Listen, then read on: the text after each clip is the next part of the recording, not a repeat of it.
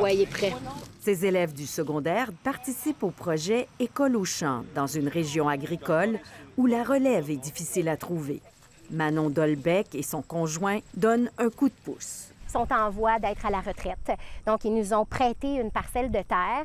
Les jeunes y ont planté 1000 melons d'Oka, une variété de cantaloupe qui n'a pas été cultivée depuis les années 50.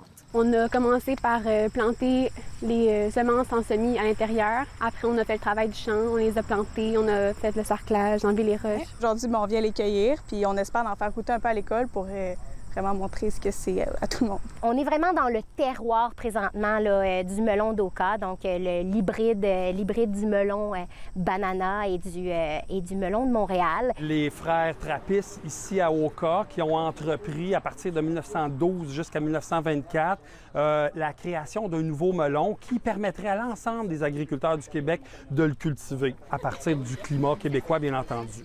Le melon d'Oka disparaît dans les années 50 au profit d'autres variétés, avant que Jean-François Lévesque le retrace dans une banque de semences d'une fondation américaine. Ce retour au bercail intéresse aussi les chefs Antonin Mousseau et Benjamin Langlais. À la fois sucré, mais pas trop.